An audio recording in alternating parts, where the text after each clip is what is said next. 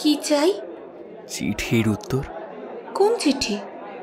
এই না, মানে আমি যে চিঠি পাঠিয়েছিলাম মৈত্রীর হাত দিয়ে, সেটা। ও হরি, সেটা চিঠি ছিল বুঝি?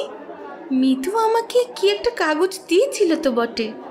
আরশোলার পায়ে কালি মাখিয়ে কাগজে ছেড়ে দিলে যেমন ইকরি মিকরি দাগ পড়ে, তেমন করে গ্রিক না হিব্রু ভাষায় কি সব লেখা টেকাও ছিল। এদিকে আমার টমিটা তক্ষুনি বাগান নোংরা করে দিল। আমাকেও বাধ্য হয়ে ওটা দিয়ে পরিষ্কার করতে হলো। যাক, চিঠিটা বেশ কাজে লেগেছিল, কিন্তু সেজন্য টমির তরফ থেকে আপনাকে অসংখ্য ধন্যবাদ।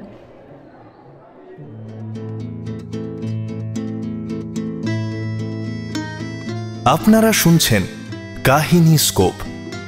প্রত্যেক সপ্তাহে আমরা আপনাদের জন্য নিয়ে আসি পুরনো বা সমকালীন সাহিত্যিকদের অনবদ্য কিছু গল্প। প্রত্যেক শনিবার ঠিক বিকেল 4টে। নিয়মিত ভালো ভালো গল্প শুনতে সাবস্ক্রাইব করে রাখুন আমাদের এই চ্যানেলটি। কর্মস্থল থেকে ফিরতি বাসে হোক বা ট্রেনে, কানে গুঁজে নিন ইয়ারফোন আর শুনতে থাকুন কাহিনী স্কোপ, গল্পের বায়োস্কোপ।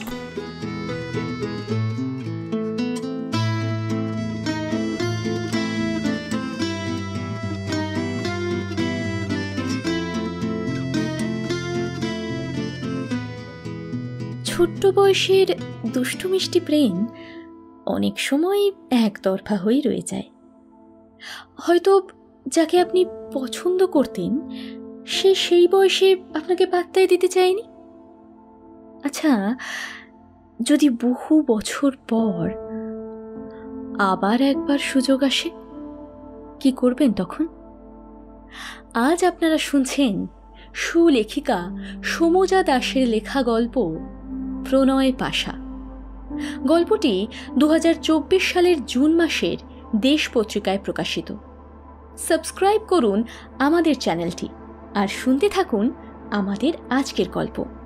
গল্পটি ভালো লাগলে লাইক করতে ভুলবেন না কিন্তু। তাহলে শুরু হচ্ছে আজকের গল্প, প্রণয় পাশা।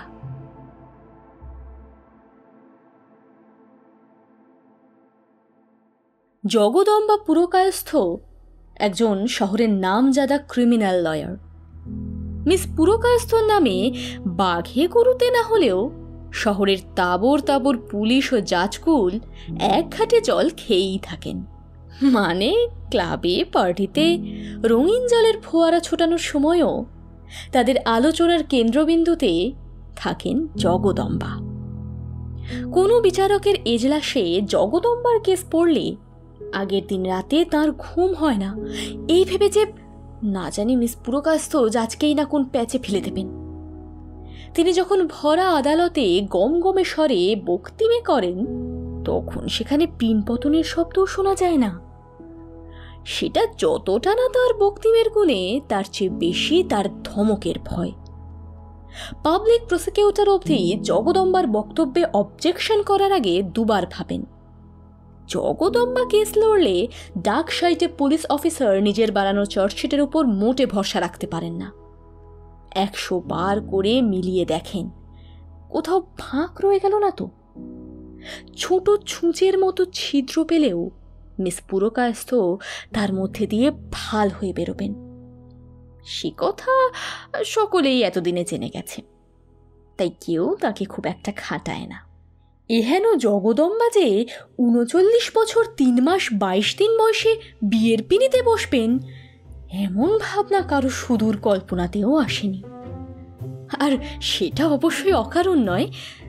ব্যাপারটা বুঝিয়ে বলতে হলে আসলে গোড়া থেকে শুরু করতে হয়, না হলে আধুনিকা শ্রোতা ভুরু মোচকাতেই পারেন। বলতেই পারেন, 39 বছর কি এমন বয়স? আর বিয়ে করাটাই জীবনের একমাত্র মুখ্য নাকি? বিয়ে মানেই তো হাতে বেরি পায়ে বেরি, তাই বিয়ে করে হেঁসেল ঠেলার চেয়ে স্বাধীনভাবে বাঁচা অনেক ভালো। হ্যাঁ, এই সব কথা সকলেরই জানা, কারণ জগদম্বা পুরকায়স্থ নিজেও 3 মাস আগে অবধি এসব কথাই বলে এসেছেন। নারী কল্যাণ সমিতির অনুষ্ঠানে তার অগ্নিগর্ভ ভাষণ শুনে 3 জন মেয়ে তাদের ঠিক হওয়া বিয়ে ভেঙে দিয়েছে। বিয়ের সমস্ত কুফল একদম পয়েন্ট ধরে ধরে বুঝিয়ে দিয়েছেন তিনি। তাতেই তো আরো দুজনের প্রেমিকের সঙ্গে ছাড়াছাড়ি হয়ে গেছে। আর মিসেস মজুমদার তো বরের এগেনস্টে ডিভোর্স কেসই ফাইল করে বসে আছেন। আর সেই কেস তার স্বামী আদালতে লড়বেন, কারণ মিস্টার মজুমদার এ শহরের সবচেয়ে ভালো ডিভোর্স লয়ার। তা কে না জানে বলুন তো? মিসেস মজুমদারের সোজা হিসেব, যতক্ষণ ডিভোর্স না হয় ততক্ষণ তো মিস্টার মজুমদার তাঁর বর। সুতরাং ঘরে উকিল থাকতে বাইরের লোকের পকেট ভরবেন কেন শুধু মধু? তা সে যাই হোক, সেসব যার যার নিজস্ব সিদ্ধান্ত, তার জন্য তো আর জগদম্বা ম্যাডামকে দায়ী করা যায় না। না, তবে শহরের পুরুষেরা সেই থেকে তার উপর বেদম খেপেছিল। জগদম্বার বিয়ের খবর বাজারে পড়তেই একেবারে দাউ দাউ করে আগুন জ্বলে উঠল। এই দেখুন, আসল গল্পটা শুরু করার আগেই বারবার পথভ্রষ্ট হয়ে যাচ্ছি। এতে করে গল্পের গতিটাই না বিগড়ে যায়। আচ্ছা দাঁড়ান, এবার একেবারে শক্ত করে এঁটে ধরি। গোড়ার কাহিনীটা শুরু করা যাক বরং। জগদম্বা এই শহরেরই মেয়ে। স্কুলের পাঠ চুকিয়ে 2 বেড়া বেনির বদলে 1 বেনি বেঁধে ল কলেজে যেতে শুরু করলেন যেদিন, অস্বীকার করার উপায় নেই যে জগদম্বা তখন সত্যিই সুন্দরী ছিলেন। বাঙালিদের মধ্যে অমন লম্বা মেয়ে সচরাচর চোখে পড়ে না। লাউ ডগার মতো ছিপছিপে শরীরে বেড় দিয়ে যখন শাড়ি পরে বেরোতেন, দর্শকের 2-4টে লবডুব এমনি এমনি মিস হয়ে যেত। কিন্তু ওই অবধি, কারণ জগদম্বার কাছে এগোনোর সাহস কারও ছিল না। অমন দীর্ঘাঙ্গী সুন্দরীর সামনে দাঁড়িয়ে চোখে চোখ রেখে প্রেমের কথা বলার মতো ছেলে এই শহরে ছিল না। তবে একেবারেই যে ছিল না তা অবশ্য বলা যায় না। একবার একজন জগদম্বাকে প্রেমপত্র পাঠিয়েছিল। ছেলেটির বাবা ছিলেন রুলিং পার্টির নেতা। স্বাভাবিকভাবেই জগদম্বার সেই হলেও হতে পারত প্রেমিকের সাহসটা সাধারণের চেয়ে খানিক বেশি ছিল। চিঠি পাঠানোর পর 3 দিন সব চুপচাপ। জগদম্বা কলেজে যায় আসে, কোনো ভাব বৈলক্ষণ্য চোখে পড়ে না। আর তাতেই মৌনং সম্মতি লক্ষণম ধরে নিয়ে সেই প্রেমিক প্রবরের সাহস গেল আরও বেড়ে। একদিন কলেজে ঢোকার মুখে জগদম্বার পথ রুদ্ধ করে দাঁড়ালেন নেতাপুত্র। জগদম্বা তার ময়াল গ্রীবা সুচিত্রা সেন স্টাইলে বাঁকিয়ে দীর্ঘ পলকে ঘেরা কাজল কালো চোখ তুলে জিজ্ঞাসা করলেন, কি চাই? চিঠির উত্তর। জগদম্বা তার বাঁকানো ধনুকের মতো ভুরুকুচকে বললেন, কোন চিঠি? বাবা যতই নেতা হোক, পুত্রটি তো সবে তরুণ, প্রেমের জোয়ারে ভেসে ভেসে খাবি খাচ্ছিল। জগদম্বার নীরবতা একটু আশার সঞ্চার করেছিল, কিন্তু এই মুহূর্তে তার কথা শুনে প্রেমিক হোঁচট খেল। এই না, মানে আমি যে চিঠি পাঠিয়েছিলাম মৈত্রেয়ীর হাত দিয়ে, সেটা কোনো ক্রমে তুতলে বলল সে। জগদম্বা যেন বেজায় অবাক হলেন, খুব লজ্জা টজ্জা পেয়ে বললেন, ও হরি, সেটা চিঠি ছিল বুঝি? মিতু আমাকে কি একটা কাগজ দিয়েছিল তো বটে। আরশোলার পায়ে কালি মাখিয়ে কাগজে ছেড়ে দিলে যেমন ইকরি মিকরি দাগ পড়ে, তেমন করে গ্রিক না হিব্রু ভাষায় কি সব লেখা টেকাও ছিল।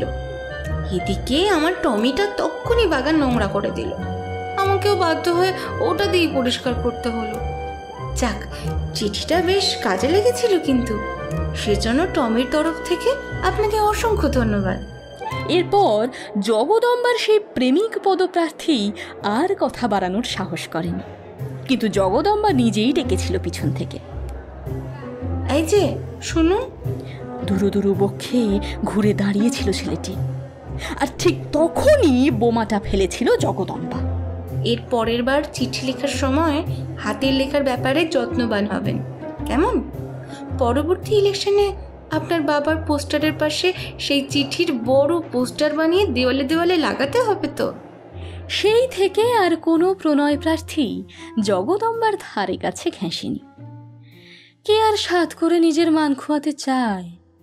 জগদম্বাও চোখ ধাঁধানো ফল করে ল কলেজ থেকে পাশ করে বেরোলেন। প্র্যাকটিস শুরু করার বছর খানেকের মধ্যে নিজের চেম্বার খুলে সাজিয়ে বসতে পারলেন। লম্বা তো তিনি ছিলেনই, এখন পাল্লা দিয়ে বহরেও বাড়তে থাকলেন। 30 পেরোতে পেরোতেই জগদম্বা পুরকায়স্থ হয়ে উঠলেন শহরের ছেলে বুড়োদের কাছে মূর্তিমতি ত্রাস। কে জানে কেন পুরুষ জাতির উপর তাঁর নিদারুণ বিদ্বেষ। জগদম্বারা 3 বোন। দ্বিতীয় বোন অম্বা নিজের পছন্দের ছেলেকে বিয়ে করে দিল্লি চলে গেছে। জগদম্বা অবশ্য তাকেও বিয়ের কুফল বোঝানোর সব রকম চেষ্টা করেছিল, তা বলে সব চেষ্টায় কি আর ফল লাভ হয়? আরে অম্বা তো তারই বোন, ছোট থেকে সেও তার বিখ্যাত দিদির মতোই ডাকসাইটিও এক বক্কা। একবার যা করবে বলে ঠিক করে তা থেকে তাকে নড়ানো যায় না। জগদম্বা বোধ হয় দুনিয়ায় এই বোনটিকেই যা হোক একটু ভয় টয় পায়। আর অম্বাও একমাত্র মানুষ যে জগদম্বাকে ভয় পাওয়া তো দূরে থাক, বিন্দুমাত্র মান্যগণ্যও করে না। সে দিল্লিতে নিজের সংসারে স্বামী নামক গৃহপোষ্য জীবটিকে দোর্দণ্ড প্রতাপের সঙ্গে পালন করছে। কিন্তু জগদম্বার ছোট বোন মৈত্রেয়ী পড়েছে মহা বিপদে। সে কোনোদিনই তার 2 দিদির মতো বলিয়ে কইয়ে নয়, বরং লাজুক নরম সরম মেয়ে সে। 2 জবরদস্ত দিদির ব্যক্তিত্বের তলায় চাপা পড়ে তার নিজের কোনো মতামতই তৈরি হওয়ার সুযোগ পায়নি। সেই যে ছোটবেলায় একবার না বুঝে জগদম্বার প্রেমপত্র আনার জন্য যে খোয়ার শুনতে হয়েছিল, সেই থেকে প্রেমের প্রতি তার ভীতি জন্মে গেছিল।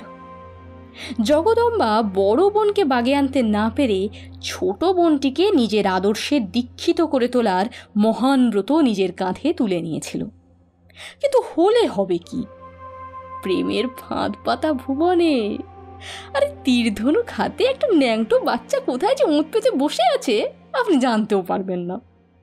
তার আগেই তার নিক্ষিপ্ত বাণে ধরাশায়ী হয়ে যাবেন। মৈত্রেয়ীর ক্ষেত্রেও তার অন্যথা হয়নি। ছেলেটির নাম সৌপর্ণ। অম্বার বিয়ের সময় মৈত্রেয়ী তখন সবে কলেজে ঢুকেছে। সৌপর্ণ এসেছিল বরযাত্রীর সঙ্গে। জামাইবাবুর কেমন দূর সম্পর্কের ভাই হয় সে। দুজনের চোখে চোখে কি কথা হয়েছিল সে তাদের ইষ্ট দেবতা ছাড়া আর কেউ জানেনি। কিন্তু সেই যে মৈত্রেয়ী ঘাড় মুচড়ে প্রেমে পড়ল, এখনো নিজের পায়ে উঠে দাঁড়াতে পারেনি। কিন্তু ওই অবধি। অম্বার মতো মনের জোর মৈত্রেয়ীর কোনোদিনই ছিল না। তার উপর বরদির সামনে প্রেমের প্রসঙ্গ উত্থাপন করা, তবা তবা, কার ঘাড়ে কটা মাথা বলুন তো। সুতরাং মৈত্রেয়ী আপাতত মেয়েদের স্কুলের অবিবাহিত দিদিমণি হয়েই কালাতিপাত করছে। বিয়ে যে তার আর এই জীবনে হবে না তা সে বেশ বুঝে গেছে। মুখে পাথর চাপা দিয়ে চোখ ফুলিয়ে ফ্যাঁচ ফ্যাঁচ করে নাক মুছে সৌপর্ণকেও বলে দিয়েছে, আমার জন্য অপেক্ষা করো না, তুমি বিয়ে করে নাও। বললেই হলো? সৌপর্ণ অত সহজে হার মানার পাত্র নাকি? যদিও জগদম্বার সামনে দাঁড়ালে তার হাঁটুতে হাঁটুতে কার্গিল যুদ্ধ শুরু হয়ে যায়। হৃৎপিণ্ডটি এমন জোরে লাফায় মনে হয় যেন বেরিয়ে হাতে চলে আসবে। মাথার চুল খাড়া হয়ে যায়, হাতের তালু বরফের মতো ঠান্ডা হয়ে যায়। এরকম আরও অনেক কিছু হয় যা অভিজ্ঞ শ্রোতা মাত্রই বুঝে নিতে পারবেন। যাই হোক, সমস্যাটা যখন প্রায় এভারেস্টের সমান অসীম অনন্ত বলে বোধ হচ্ছিল, তখনই সমাধান এলো। মেঘ না চাইতে জলের মতো নিজে থেকেই এলো। তরতরিয়ে তরবরিয়ে এসে স্বভাব সুলভ ভঙ্গিতে হেসে মৈত্রেয়ীর কানটি ধরে বলল, কি হে ছোট শালি সাহেবা, তুমি নাকি আমার ভাইটির প্রেমে পড়েছ? শুনে শ্যামলা মৈত্রেয়ী লজ্জায় একেবারে বেগনি হয়ে এচকি তুলে শুধু এইটুকু কইতে পারল, যা। অভিজ্ঞ দম্পতি মাত্রেই এই চাহ এর অর্থ বোঝেন, কারণ ওই চাহ এর মধুমাস পেরিয়ে বটে এলে বোঝা যায় দাম্পত্য একেবারে পেকে উঠেছে। স্ত্রী সাক্ষাৎ পালিকা আদ্যাশক্তি হয়ে সংসার নামক সুবৃহৎ যন্ত্রকে তথা স্বামী নামক পোষ্যটিকে অনায়াসে অঙ্গুলি হেলনে চালনা করতে শুরু করেছেন। কিন্তু সেসব তো পরের কথা।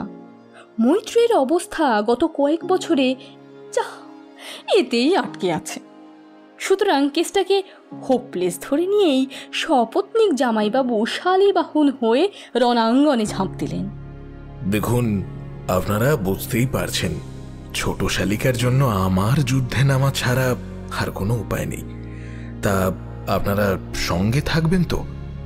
সঙ্গে থাকতে হলে তাড়াতাড়ি আজকের ভিডিওটা লাইক করুন আর ঝটপট চ্যানেলটা সাবস্ক্রাইব করে বেল আইকনটা প্রেস করে দিতে ভুলবেন না।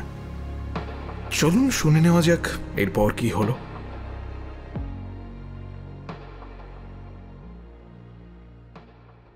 কাজটা অবশ্য তত সহজ ছিল না, কারণ এক্ষেত্রে উল্টো দিকের গোলপোস্টে স্বয়ং এক কুম্ভ হয়ে দাঁড়িয়ে আছেন শ্রীমতী জগদম্বা পুরকায়স্থ। তিনি বিবাহিত জীবনের অসারতা নিয়ে একটি গবেষণামূলক বই রচনায় ব্যস্ত ছিলেন সেই সময়। ছোট বোনটির যে ভাবগতিক সুবিধের নয়, কিংবা শত্রুপক্ষ যে নিজেদের তুনিরে বান জমা করছে, সেটা খেয়াল করার ফুরসত ছিল না উকিল সাহেবার। ফলে যা হওয়ার তাই হলো। কি বুঝলেন না? আচ্ছা দাঁড়ান, ব্যাপারটা একটু তাহলে খুলেই বলি। অম্বা এবং জামাইবাবুর প্ররোচনায় একদিন মৈত্রেয়ী তার জীবনের সবচেয়ে সাহসী কাজটা করেই ফেলল। সকালে কালো কফিতে চুমুক দিতে দিতে জগদম্বা তখন প্রবন্ধের 257তম পর্ব লিখছেন। মৈত্রেয়ী পাশে গিয়ে বসল, গলাটাকে যথাসম্ভব কোমল করে বলল, তুমি এত পরিশ্রম করো বর্দি, আমার খুব খারাপ লাগে। শরীরটাও ভাঙছে দেখছি। তোমার একটু রিক্রিয়েশন দরকার। কালি শেষ হয়ে যাওয়া ফাউন্টেন পেনটা ঝাঁকাতে ঝাঁকাতে অন্য মনস্ক জগদম্বা বললেন, কি চাই? মৈত্রেয়ী দাঁত দিয়ে নিজের ঠোঁট কামড়ে ধরল, নিজের হৃদস্পন্দনকে যথাসম্ভব সংযত করে বলল, রিক্রিয়েশন। সত্যি তো, আমরা সারা জীবন তোমার কাছে শুধু চেয়ে গেছি। তোমার কথা তো একবারও ভাবিনি। আমাদের খেয়াল রাখতে গিয়ে তুমি এত ব্যস্ত হয়ে গেছো যে তোমার কোনো সোশ্যাল লাইফই নেই। জগদম্বা মৈত্রের কথা তুড়ি মেরে উড়িয়ে দিয়ে বলল, ওসব পার্টি সোসাইটি ফাংশন আমার ভালো লাগে না, তুই তো জানিস। মৈত্রেয়ী জগদম্বার বালখিল্যপনায় হেসে বলল, ধুত, তুমি যে কি না!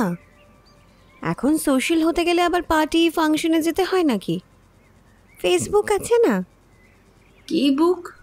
ফুরু কুঁচকে জিজ্ঞাসা করলেন জগদম্বা। আরে ফেসবুক। তুমি না ক্রিমিনাল লয়ার? তুমি ফেসবুকের নাম শোনোনি? ক্রিমিনাল বলো, ভিকটিম বলো, আসল সব ক্লু তুমি ফেসবুকেই তো পাবে। বাকি সব বোগাস। ফেসবুকই হচ্ছে পরম ব্রহ্ম। কথাটা বোধ হয় জগদম্বার আঁতে লাগলো। ক্রিমিনাল লয়ার হয়ে ফেসবুক না জানাটা ঠিক অফেন্সের পর্যায়ে পড়ে কিনা বুঝে উঠতে পারলেন না। একটু আমতা আমতা করে বললেন, হ্যাঁ, নাম শুনেছি বটে। সেটা কিরকম বই রে? কোথায় কিনতে পাওয়া যায়?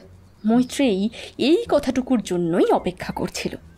বাকি সকালটা জুড়ে দিদিকে ফেসবুক বোঝালো সে, আর তারপর বলল, তোমার একটা প্রোফাইল তৈরি করে দিই দিদি।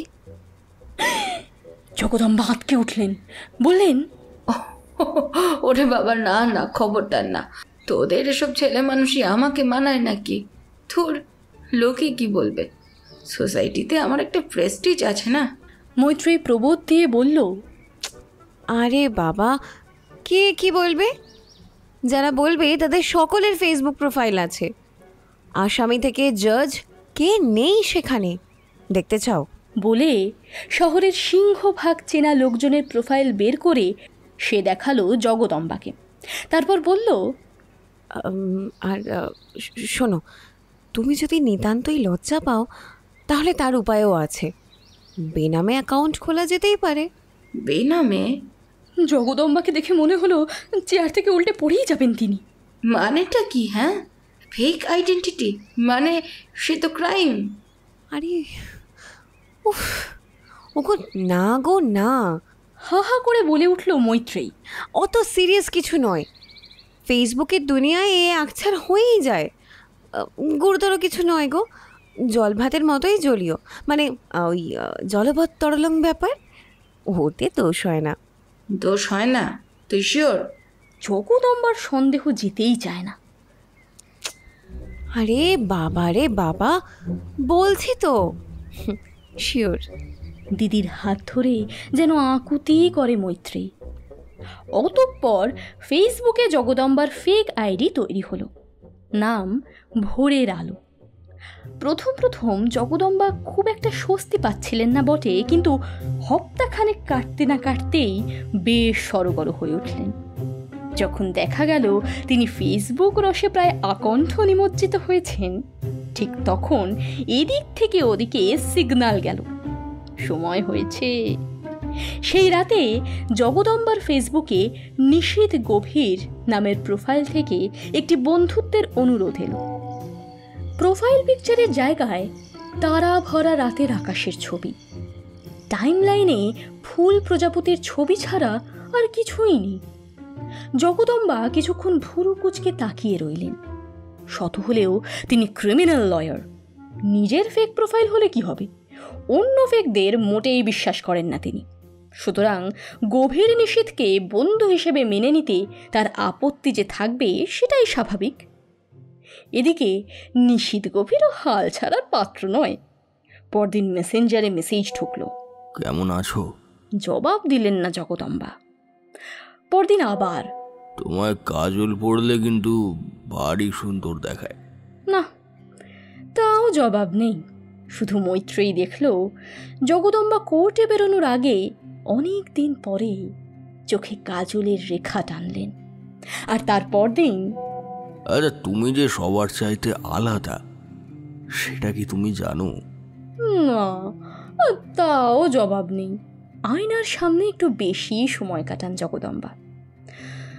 তারও পরদিন, বেশি রাগ শরীরের জন্য ভালো নয়, বুঝলে? কথাটা মনে রেখো। আজও জবাব নেই। সকালে ব্রেকফাস্ট টেবিলে মৈত্রীর বাটি থেকে সাম্বার ছলকে পড়ায় রাগ দিয়েও হেসে ফেললেন জগদম্বা। আবারও পরদিন, তবু তোমার রাগলে কিন্তু বেশ দেখায়। হ্যাঁ, এইবার উত্তর দিলেন জগদম্বা।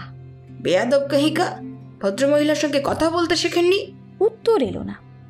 সারা রাত ছটফট করলেন জগদম্বা। পরদিন সকাল হতেই ফেসবুক খুলে বসলেন। উত্তর নেই। সকাল গড়িয়ে সন্ধে হতে হতে তার মনে হলো এরকম করে না বললেও হতো। যাই হোক, সেদিনটা কেটে গেল। কেটে গেল তার পরের দিনও। ওদিক থেকে কোনো জবাব এলো না। তারপর দিন সকালে কোর্টে বেরোতে যাবেন জগদম্বা, এমন সময় মোবাইল ফোনটা টুং করে বেজে উঠল। মৈত্রেয়ী ফোনটা তুলতেই যাচ্ছিল, তার আগেই জগদম্বা প্রায় ছুটে গিয়ে ছিনিয়ে নিল সেটা। রাগ করো না। আচ্ছা, আর জ্বালাবো না তোমায়, এইটুকুই জানানোর ছিল। মৈত্রী স্পষ্ট দেখল তার বরফ শীতল পাষাণী বর্দি তালপাতার মতো থরথর করে কাঁপছে। তাড়াতাড়ি ছুটে গিয়ে জগদম্বাকে জড়িয়ে ধরল মৈত্রী। যত্ন করে সোফায় বসালো। কি হলো দিদি তোমার? কি হলো বলো? জল খাবে? হ্যাঁ। ছুটে গিয়ে গ্লাসে করে জল নিয়ে এলো মৈত্রী। জগদম্বা থানুর মতো বসে আছে। কিছুক্ষণ সেভাবেই বসে থাকার পর একটি কথাও না বলে বাড়ি থেকে বেরিয়ে গেল জগদম্বা। জগদম্বা বেরোতেই মৈত্রী জামাইবাবুকে ফোন করলো। দেখো, এসব আমার একদম ভালো লাগছে না। দিদিকে নিয়ে এসব মজা ঠিক হচ্ছে না। মানুষটা একদম অন্যরকম, সেটা আমরা সকলেই জানি। দেখো, ঠিক হোক ভুল হোক, এতদিন ধরে একটা বিশ্বাস নিয়ে বেঁচেছে। এখন এভাবে মিথ্যে মেসেজ করে তাকে দুর্বল করে নিজের স্বার্থ পূরণ করব, এ আমি পারবো না। প্লিজ, আমার বিয়ে করার দরকার নেই, দিদিকে ওর মতোই ছেড়ে দিন। ও প্রান্তে অম্বার স্বামী সুধন্য কিছুক্ষণ চুপ করে রইলেন, তারপর বললেন, যা হচ্ছে তা হতে দাও ছোট শালি, যা হবে ভালোই হবে, আমার উপর বিশ্বাস রাখো। একটা মিথ্যে আদর্শ পুষে রেখে বড় শালি নিজের জীবনটা মাটি করবে, আর আমরা তার আপনজন হয়ে সেটা বসে বসে দেখব। কিন্তু জামাইবাবু, দিদি তো আর 5 জনের মতো নয়, ও তো অন্যরকম। ফুঁপিয়ে কেঁদে উঠে মৈত্রী বলল, আহা, আরেকজন অন্যরকমকে নিয়ে আমি এত বছর ঘর করছি ছোট শালি, অল্প হলেও ওদের ভেতরটা আমি চিনেছি। ওপরে ওপরেই অমন শক্ত ওরা, ভেতরটা কিন্তু একেবারে জলে শাসে। তা তুমি অত চিন্তা করো না, সব ঠিক হয়ে যাবে। রাতে কোর্ট থেকে ফিরে এসে কিছু খেলেন না জগদম্বা। শরীর মন দুই ক্লান্ত ছিল। মৈত্রী খাবার জন্য ডাকতে এলে বললেন, খিদে নেই, তুই খেয়ে নে। মাঝরাতে টুং শব্দে ঘুম ভেঙে গেল জগদম্বার। ধর্মরিয়ে উঠে বসলেন তিনি। ঘুমিয়ে পড়েছিল বলো? দাঁত দিয়ে ঠোঁট কামড়ে ধরে কান্না রোধ করলেন তিনি। কাঁপা কাঁপা হাতে টাইপ করলেন। হ্যাঁ, ও প্রান্ত থেকে নিশীথ গভীর টাইপ করছে। দেখতে পাচ্ছেন জগদম্বা, গলার কাছে কান্নাটা দলা পাকিয়ে উঠেছে। মনে হচ্ছে কত দীর্ঘ সময় কাঁদেননি তিনি। ভুলেই গেছিলেন যে চোখের জল ফেলাতেও এত আনন্দ হয়। আবার টুং করে একটা মেসেজ ঢুকলো। আমিও ঘুমোইনি বুঝলে, আসলে অনেকদিন ভালো করে ঘুমোইনি। আমায় একটু আশ্রয় দেবে জগদম্বা? মোবাইল স্ক্রিনের উপর টপ টপ করে চোখের জল পড়ছে। তার শক্ত খোলসটা এত ঠুনকো ছিল, নিজেও জানতে পারেননি কোনোদিন। প্রথম যৌবনে তেজ ছিল, প্রেমকে প্রত্যাখ্যান করার সাহস এবং ধৃষ্টতা ছিল। তারপর প্রেম তার থেকে নিজেই মুখ ফিরিয়ে নিল এক সময়। জগদম্বাও ভাঙবেন, তবু মচকাবেন না। নিজের উপর আপাত কাঠিন্যের আবরণ চাপিয়ে মাথা উঁচু করে রইলেন। তবু থেকে থেকে একটা করুণ মুখ মনের পটে উঁকি মারত বইকি। আজ এই মেসেজের উত্তর দিলেন না তিনি। সারাটা রাত বালিশে মুখ গুজে কাঁদলেন। তপ্ত অশ্রুর সঙ্গে গলে গেল তার সবটুকু কাঠিন্য। সকালের প্রথম সূর্যকিরণ যখন তার ঘরের জানলা দিয়ে ঢুকল, চোখ মুখ মুছে উঠে বসলেন জগদম্বা। দ্বিধাহীন হাতে টাইপ করলেন। আগামী রবিবার সকাল 10টায়, ক্যাফে অবসরে। তার পরের দুটো দিন পালকের মতো ভেসে গেল। জগদম্বা আজকাল অল্পেই হাসেন, মৈত্রীর সঙ্গে ইয়ার্কি করেন। দিদিকে দেখে তবু পুরোপুরি খুশি হতে পারে না মৈত্রী। ভয় করে তার। মনে হয় এই খেলা শেষ হলে দিদির কি হবে। ভেতর থেকে পুরোপুরি ভেঙে গুড়িয়ে যাবে তো মানুষটা। মনে হয় এর চেয়ে বুঝি পুরনো রাগী দিদিই ভালো ছিল। তারপর রবিবারের সকাল আসে। জগদম্বা আজ সময় নিয়ে সাজেন। আয়নায় ঘুরিয়ে ফিরিয়ে নিজেকে দেখেন। কতদিন নিজের দিকে এভাবে তাকিয়ে দেখা হয়নি। ওজনটা অনেক বেড়ে গেছে। চোখের কোণে হাঁসের পায়ের মতো সূক্ষ্ম রেখার কারিকুরি। মাথায় কালোর ফাঁকে বেশ কয়েকটা রূপলি চুল উঁকি মারছে। মনটা ভার হয়ে যায় তার। আলমারি হাতড়ে নীল কাঞ্জিভারমটা পরেন তিনি। মাথায় খোঁপা বাঁধেন, ঠোঁটে সামান্য রং ছোঁয়ান আঙুলের ডগা দিয়ে। চোখে কাজল টানেন যত্ন করে। দ্বিধা কাটিয়ে দুই ভুরুর মাঝে একটা ছোট্ট টিপ পরেন।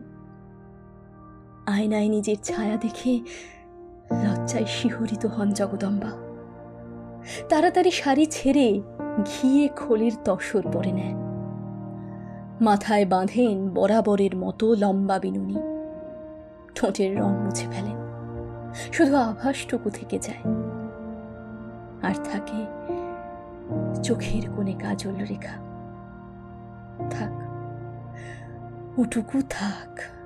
মনে হয় এখনো বোধহয় সবটুকু রূপ তাকে ছেড়ে যায়নি। ঠিক সকাল 10টা। ক্যাফে অবসরে দরজা দিয়ে যখন জগদম্বা ঢুকলেন, তখন তার পা কাঁপছে। লজ্জায় ফর্সা মুখে লালচে আভা যে কারো নজরে পড়তে বাধ্য। ভেতরে ঢুকে এদিক ওদিক তাকিয়ে দেখলেন তিনি ক্যাফে সবে খুলেছে, কেউ নেই ভেতরে। মনটা দমে গেল তার। কোণের দিকে একটা টেবিলে গিয়ে বসলেন তিনি। বসেই রইলেন। 2 কাপ কালো কফি নিয়ে টানা 1 ঘন্টা পার করে দিলেন। কিন্তু যার আসার কথা ছিল, যে নিজে থেকে জগদম্বার কাছে আশ্রয় চেয়েছিল, সে এলো না। অভিমানে চোয়াল শক্ত হয়ে উঠল তার। চোখ দুটো জ্বালা করতে লাগলো, ঘন ঘন নিঃশ্বাস পড়তে লাগলো। বিয়ারা এসে জিজ্ঞেস করলো, দেখেছেন ম্যাডাম কখন থেকে বসে অপেক্ষা করছেন জীবনে প্রেম আসবে, কিন্তু আর আসছে না। আপনারাই দায়ী। তাড়াতাড়ি চ্যানেলটা সাবস্ক্রাইব করুন তো, আর ওই যে বেল আইকনটাও একবার ক্লিক করবেন। গল্পটা লাইক করে ম্যাডামের জীবনে প্রেমের শুভ কামনা পাঠাতে ভুলবেন না কিন্তু। ম্যাডাম, কিছু দেব? স্পষ্টই টেবিল ছাড়ার ইঙ্গিত। কঠিন স্বরে জগদম্বা বললেন, হ্যাঁ, বিলটা আনুন। বাড়িতে ফিরে যেতেই পারতেন জগদম্বা, কিন্তু এভাবে বাড়িতে ফিরলে তার হেরে যাওয়া মুখটা দেখে ফেলবে মৈত্রেয়ী। তিনি জগদম্বা পুরকায়স্থ। শহর শুদ্ধ লোক তাকে ভয় পায়, সমীহ করে। কত কদিনের কথা ভেবে লজ্জায় গুটিয়ে যান তিনি। ছি, এ কি হয়েছেন তিনি? এই চিত্ত দৌর্বল্য তাকে তো শোভা পায় না। 2 চোখের কাজল ঘষে ঘষে তুললেন, ঠোঁটের চামড়া ছিঁড়ে জ্বালা করতে লাগলো। তবু তিনি ঘষতেই থাকলেন যতক্ষণ না মায়া কাজলের শেষ বিন্দুটুকু মুছে যায়। রবিবার চেম্বার বন্ধ রাখেন জগদম্বা, কিন্তু আজকের দিনটার সঙ্গে অন্যান্য রবিবারের মিল কোথায়? সারাটা দিন তাই চেম্বারে কাটিয়ে সন্ধ্যের পর বাড়ি ফিরলেন তিনি। কিন্তু এ কি, বাড়িতে এত গোল কিসের? তবে কি কোনো অতিথি এসেছে? দরজা দিয়ে ঢুকতেই মৈত্রেয়ী ও অম্বা ছুটে এলো। দুজনে দুদিক থেকে তার গলা জড়িয়ে ধরল। মৈত্রেয়ী দুশ্চিন্তাগ্রস্ত মুখে বলল, কোথায় ছিলে তুমি দিদি?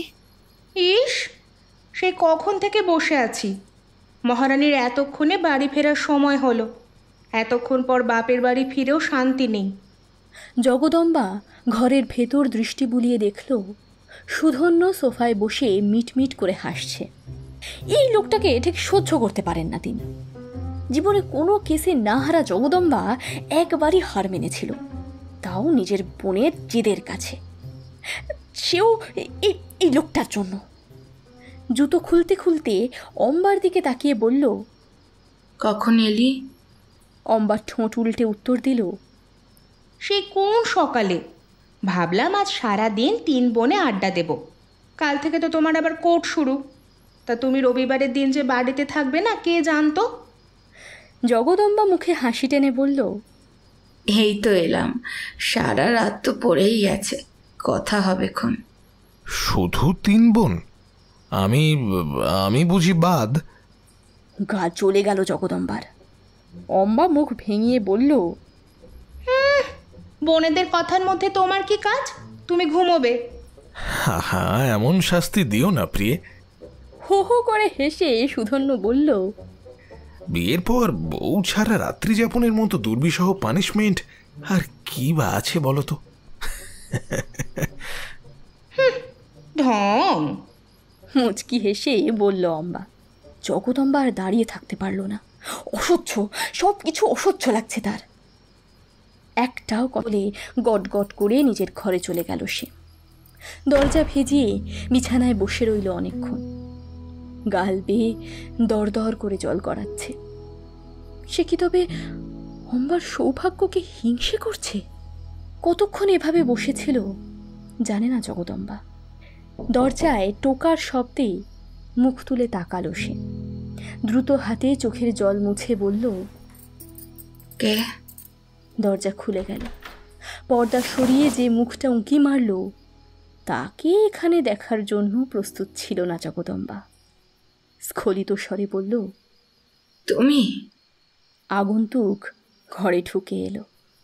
একটা ভাঁজ করা কাগজ এগিয়ে দিয়ে বলল, এটা এটা তোমার জন্য। হাতের লেখাটা অনেক চেষ্টায় কিছুটা শুধরেছি, বুঝলে?